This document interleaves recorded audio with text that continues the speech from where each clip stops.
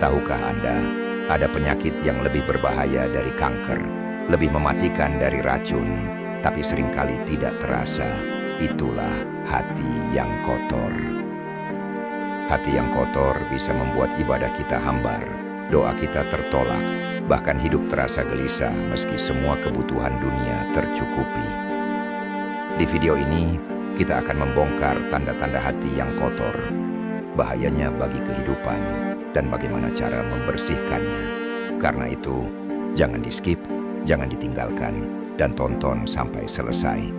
Bisa jadi, inilah nasihat yang akan menyelamatkan hidup kita di dunia dan akhirat.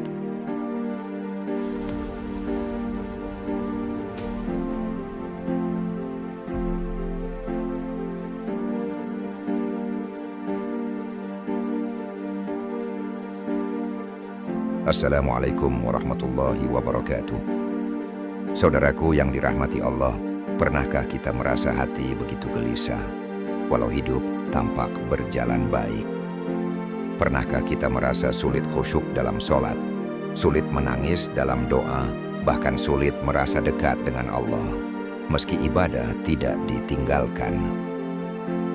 Itulah tanda-tanda hati yang keruh, sebuah kondisi batin yang jauh lebih berbahaya daripada sakit jasmani, karena hati yang keruh adalah penghalang terbesar antara seorang hamba dengan Tuhannya. Kali ini kita akan merenungi sebuah hikmah yang jarang manusia perhatikan mengenai satu hal tentang resiko dan dampak yang didapat jika hati kita kotor. Para ulama sufi mengingatkan kita bagaimana mungkin hati bisa bersinar bila masih dipenuhi bayangan dunia. Bagaimana ia bisa menuju Allah bila masih terikat oleh hawa nafsu? Mari kita mendalami hakikat resiko hati yang keruh dalam pandangan tasawuf, agar kita bisa lebih waspada, lebih sadar, dan lebih bersungguh-sungguh dalam membersihkan hati. Saudaraku yang dirahmati Allah, ketahuilah bahwa hati adalah pusat kehidupan rohani manusia.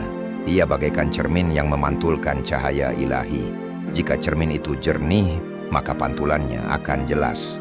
Cahaya Allah akan menyinari jalan hidup kita. Tetapi jika cermin itu keruh dan berdebu, maka cahaya tidak lagi memantul, bahkan kegelapanlah yang menyelimuti. Inilah mengapa para sufi sangat menekankan pentingnya menjaga kebersihan hati. Mereka mengatakan, hati adalah wadah rahasia Allah.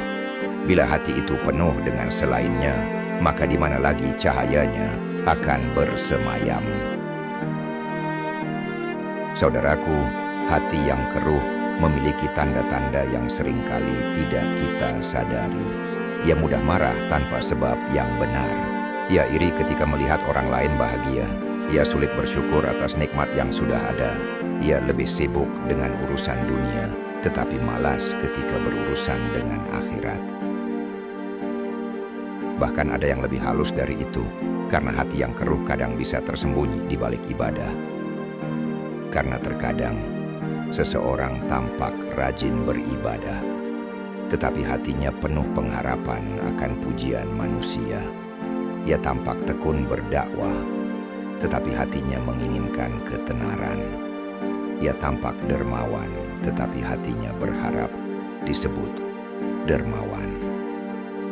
Inilah yang disebut oleh para ulama sebagai syirik khafi, yaitu kemusyrikan yang tersembunyi, sangat samar, tetapi merusak hati lebih dalam daripada dosa-dosa besar yang tampak di mata manusia.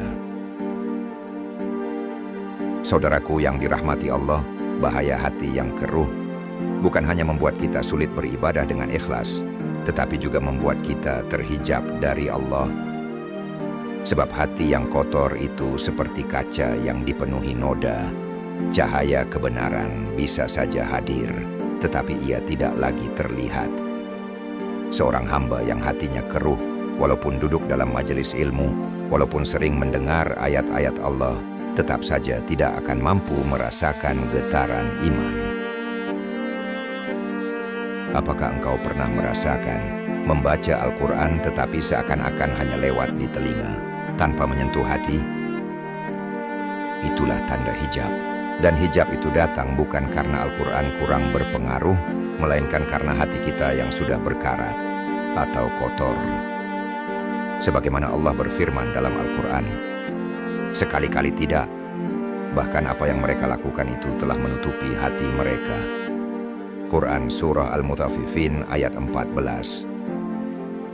Inilah yang disebut dengan ra'an atau karat hati, yaitu dosa-dosa kecil yang terus dibiarkan dan kebiasaan lalai yang tidak pernah ditobati. Semua itu menumpuk menjadi karat yang akhirnya menutup hati. Dan bila hati sudah tertutup, maka datanglah resiko yang paling besar, yaitu sulit untuk meraih husnul khatimah. Subhanallah, astaghfirullahaladzim, la khawla wa la quwata illa billah. Ternyata banyak orang yang sepanjang hidupnya tampak baik, tetapi ketika ajal datang, ia berpaling dari Allah karena hatinya sudah lama keruh. Saudaraku yang dirahmati Allah, dalam pandangan tasawuf, hati bukan sekadar organ jasmani yang memompa darah. Hati adalah pusat ruhani, tempat pandangan Allah, tempat bercermin cahaya ilahi. Rasulullah dalam satu riwayatnya mengatakan, ketahuilah, sesungguhnya dalam jasad manusia ada segumpal daging. Jika ia baik, maka baiklah seluruh jasad. Dan jika ia rusak, maka rusaklah seluruh jasad. Dan jika ia kotor, maka semua amal tidak akan diterima di sisi Allah. Dan ketahuilah, segumpal daging itu bernama hati. Karena itu, hati adalah kunci perjalanan rohani. Bila hati jernih, maka seluruh amal menjadi mudah dan bercahaya. Bila hati keruh, maka semua amal menjadi berat, kering, dan kehilangan rohnya. Maka saudaraku yang dirahmati Allah, hati ibarat cermin. Jika cermin itu bersih, ia mampu memantulkan cahaya kebenaran. Namun jika ia berdebu, tertutup karat dunia, maka cahaya tidak lagi memantul. Yang terlihat hanyalah kegelapan dan bayangan diri sendiri. Inilah sebabnya para sufi selalu menekankan tazkiyatun nafs atau penyucian jiwa. Sebab hati yang keruh tidak mampu mengenali kebenaran meskipun ayat-ayat Allah dibacakan kepadanya. Hati yang keras akan menolak nasihat, meski nasihat itu datang dari orang-orang saleh. Bila hati tertutup cinta dunia, maka ibadah terasa hanya sebagai kewajiban kering. Sholat hanya sekadar gerakan, doa hanya sebatas kata-kata, zikir hanya lantunan di bibir, namun tidak mampu menembus ke dalam dada. Sebaliknya, bila hati jernih, penuh dengan ikhlas, tunduk, dan bersandar kepada Allah, maka setiap ibadah terasa hidup. Sholat menjadi mi'raj, doa menjadi pengaduan yang tulus, zikir menjadi kelezatan yang menenangkan. Bahkan dalam diam pun seorang hamba merasakan kehadiran Allah di dalam hatinya. Karena itu, perjalanan menuju Allah bukanlah sekadar memperbanyak amal lahiriah, melainkan membersihkan hati agar menjadi wadah cahaya.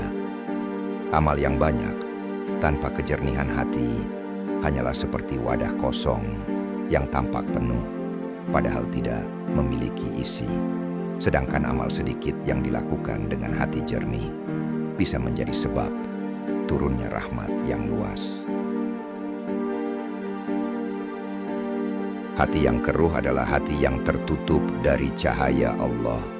Ia tidak bisa merasakan manisnya ibadah, tidak bisa menerima cahaya kebenaran, karena cermin batinnya tertutup oleh debu. Bahkan dalam Al-Hikam Ibnu Athaillah menyebutkan, bagaimana mungkin hati itu bercahaya, sementara gambar dunia masih terpampang di dalam hatinya. Saudaraku yang dirahmati Allah, dunia hanyalah persinggahan, sementara akhirat adalah tujuan. Tetapi hati yang keruh akan menjadikan dunia sebagai tujuan utama.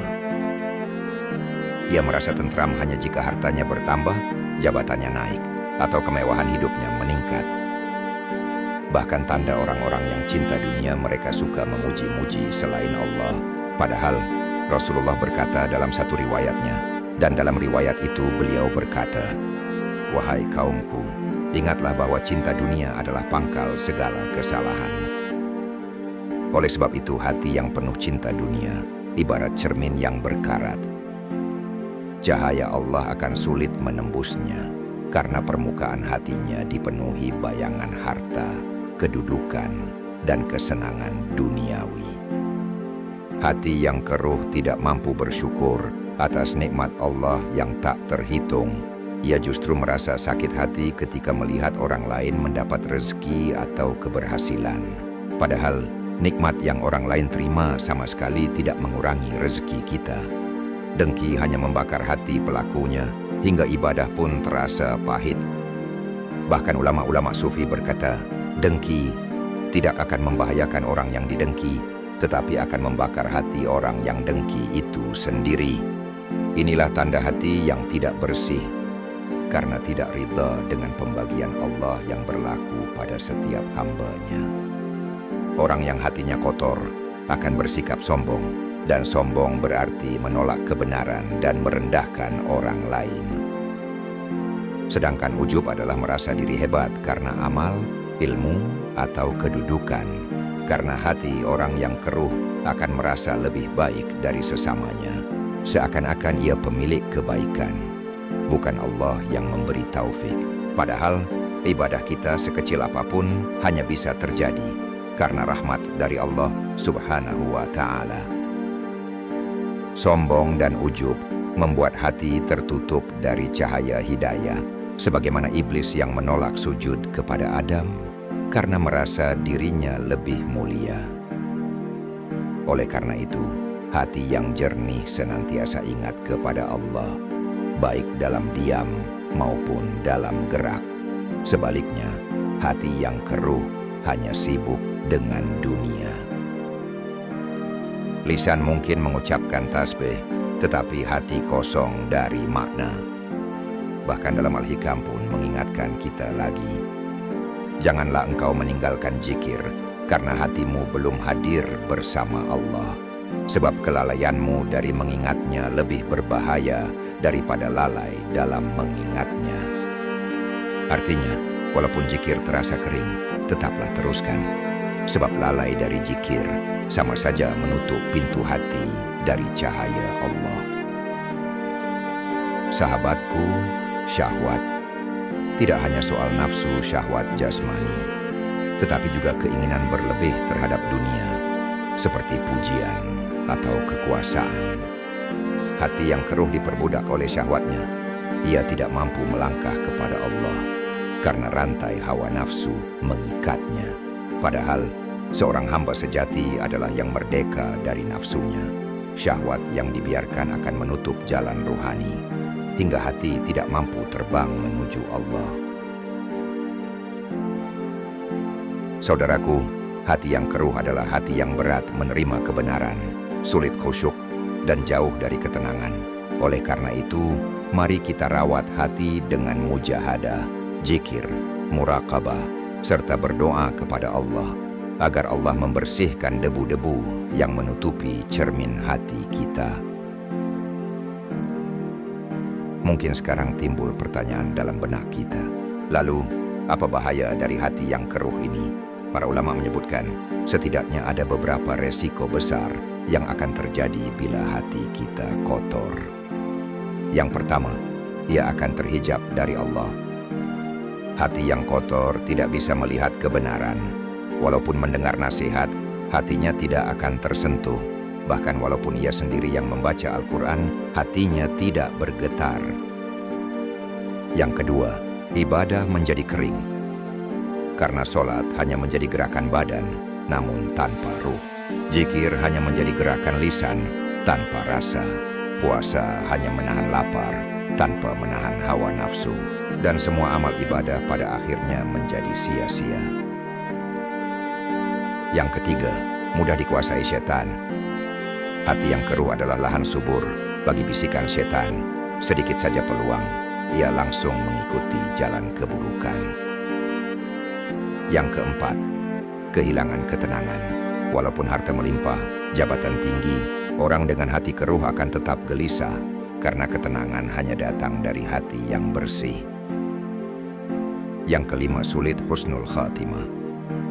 Inilah resiko terbesar dari hati yang keruh, karena ia bisa menutup pintu rahmat di akhir hayat, hingga seseorang itu wafat, namun dalam keadaan lalai dari Allah Subhanahu wa Ta'ala. Saudaraku yang dirahmati Allah, kalau hati bisa keruh, berarti hati juga bisa dijernihkan. Dan jalan membersihkan hati inilah inti dari tasawuf, yaitu mensucikan jiwa dari segala sesuatu selain Allah. Ada beberapa jalan untuk menyucikannya. Yang pertama, taubat nasuha, yaitu membersihkan hati dengan kembali kepada Allah, kemudian menyesali dosa dan bertekad untuk tidak mengulanginya. Yang kedua, zikir dan muraqabah, yaitu menjaga hati agar selalu hadir bersama Allah dan mengingatnya dalam setiap keadaan. Yang ketiga, mujahadah, melawan hawa nafsu, tidak menuruti semua keinginan jiwa, menundukkan syahwat dengan ibadah, puasa, dan latihan sabar. Yang keempat, tafakur dan uzlah, menyendiri sejenak untuk merenungkan hakikat hidup, hakikat diri, dan hakikat Allah, agar hati tidak sibuk dengan urusan dunia saja. Yang kelima, bersahabatlah dengan orang yang mampu mengendalikan hawa nafsu, yaitu orang syalih. Sebab cahaya hati para kekasih Allah akan menular kepada siapa yang duduk bersamanya. Al-Ghazali menulis dalam Ihya Ulumuddin, hati itu seperti cermin. Jika ia berkarat oleh dosa, maka ia tidak bisa memantulkan cahaya kebenaran. Obatnya adalah zikir, taubat, dan menyibukkan diri dengan amal syalih. Kemudian Ibnu Athaillah menegaskan dalam Al-Hikam, hati itu tidak akan jernih sampai engkau menjauhkan dunia darinya, dan hati tidak akan sampai kepada Allah sampai engkau menyingkirkan segala sesuatu selain Dia.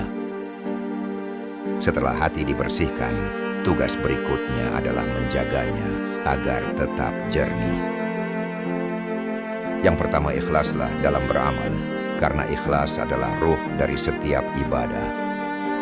Amal yang tampak besar di mata manusia bisa jadi ringan di sisi Allah jika tidak disertai dengan ikhlas. Begitu pula, amal yang kecil bisa bernilai agung bila ia murni karena Allah. Para ulama tasawuf berkata, ikhlas itu ibarat rahasia antara Allah dan hambanya yang tidak diketahui malaikat agar tidak ditulis, dan tidak diketahui setan agar tidak dirusak, serta tidak diketahui hawa nafsu agar tidak dicampuri. Artinya, ketika kita sholat, sedekah, atau berbuat baik, hendaknya hati hanya memandang Allah semata. Jika muncul keinginan dipuji, dihormati, atau diakui manusia, segera kembalikan niat itu, karena hati yang ikhlas ibarat cermin jernih.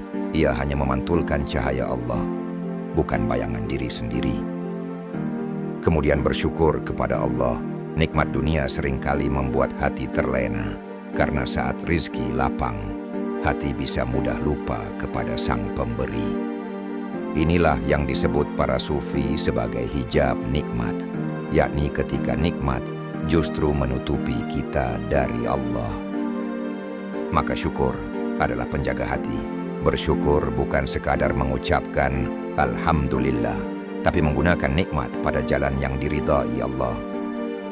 Seperti nikmat harta digunakan untuk menolong sesama, nikmat ilmu digunakan untuk mendekatkan diri kepada Allah, nikmat sehat digunakan untuk memperbanyak ibadah. Hati yang bersyukur akan semakin jernih, sebab ia tidak terpaut pada nikmat, melainkan kepada Allah yang memberi nikmat. Kemudian bersabarlah dalam ujian, karena ujian adalah cermin sejati hati seorang hamba. Ada orang yang ketika diuji, hatinya menjadi gelap oleh keluhan dan prasangka. Ada pula yang justru semakin bercahaya karena ridha dan sabar. Sabar bukan berarti pasrah tanpa usaha, melainkan menahan hati agar tidak goyah dari keyakinan bahwa Allah Maha Bijaksana, Maha Mengetahui, dan Maha Pengasih lagi Maha Penyayang.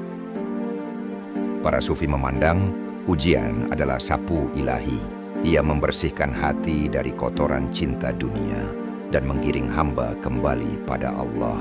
Hati yang sabar tidak terombang-ambing oleh keadaan. Ia tenang di tengah kesempitan karena yakin bahwa setiap ujian mengandung hikmah yang tersembunyi.